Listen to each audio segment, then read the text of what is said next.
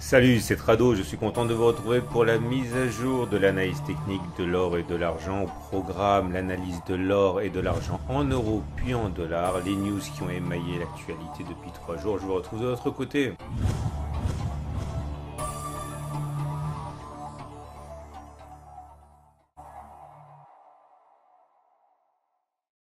Alors première chose à noter au niveau des nouvelles qui ont été importantes. Première chose, les banques russes se sont délestées de 6% de leur avoir en avril. Contrairement à la banque centrale russe qui continue d'accumuler, les banques ont donc allégé un petit peu leur position.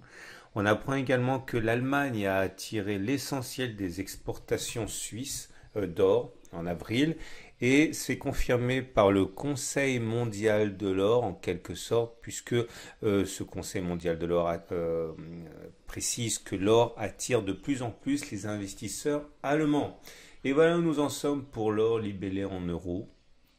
Depuis que l'on a tenté notre chance au-dessus de la résistance majeure des 1603-1613, l'or n'a cessé de consolider. On est maintenant dans une sorte de canal de latéralisation, comme on dit en analyse technique, pris en étau entre une résistance majeure précédemment mentionnée et un support majeur compris entre 1507 et 1561. La tendance de fond est toujours haussière puisque nous sommes au-dessus d'une moyenne mobile à 50 jours qui monte. Par contre, la moyenne mobile à 20 jours s'aplatit, signe que la tendance de court terme se neutralise. On est toujours a priori orienté correctement sur le fond. Ceux qui cherchent à accumuler de l'or sont sur une zone d'accumulation rationnelle ici, le support majeur des 1507-1561.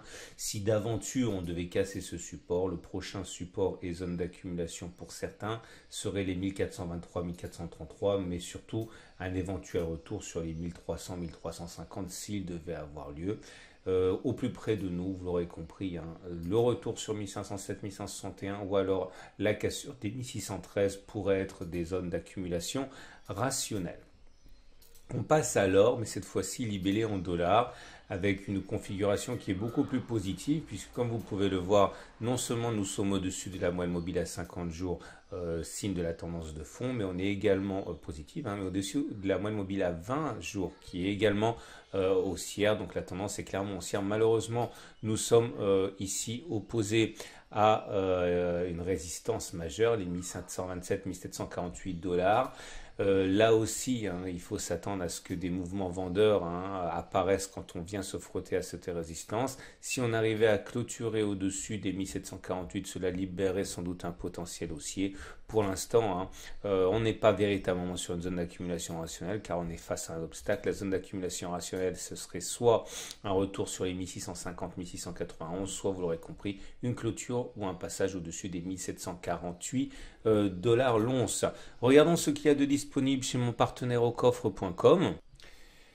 Et comme vous pouvez le voir, pour ceux qui veulent se procurer de l'or en grande quantité, avec à coût d'once, puisque c'est possible, eh bien la pièce d'une once est actuellement à 1712 euros, la Vera Valor. Ceux qui préfèrent accumuler de l'or sous forme de pièces vintage, classiques, on va dire, telles que le Napoléon. On est actuellement pour le Napoléon de 317,06 euros en précommande. Et pour ceux qui veulent accumuler gramme par gramme, le gramme d'or est actuellement disponible à 58,50 euros.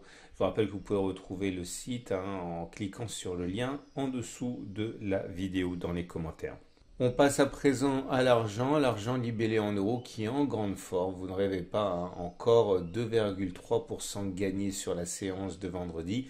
Malheureusement, nous sommes au contact d'une résistance et c'est pour ça que les avancées se font de manière lente. Un passage au-dessus des 16,3, mais encore plus une clôture journalière au-dessus de 16,3 est susceptible de débloquer la situation. La tendance est fortement haussière, les cours sont au-dessus de la moyenne mobile à 50 et au-dessus de la moyenne mobile à 20 jours qui toutes les deux montent. Et l'argent en dollars, là aussi, offre un profil très intéressant puisque non seulement On est dans une situation où la tendance elle est haussière avec les deux moyennes mobiles qui montent, mais en plus on a réussi à se hisser, à clôturer au-dessus du support, enfin c'était une résistance, hein, les 17,5, 17,6, ça a changé de polarité en devenant support maintenant.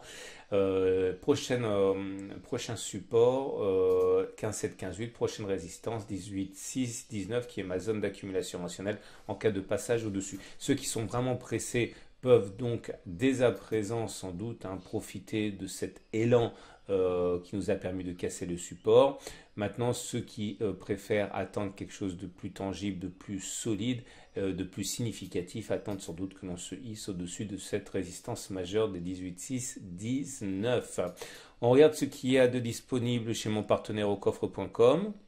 Et concernant l'argent, vous avez des Vera Silver 1 once actuellement disponibles au prix de 22,75 euros. Voilà, c'est une excellente journée. Je vous donne rendez-vous en milieu de semaine pour la mise à jour de l'analyse technique et un tour d'horizon des dernières nouvelles significatives.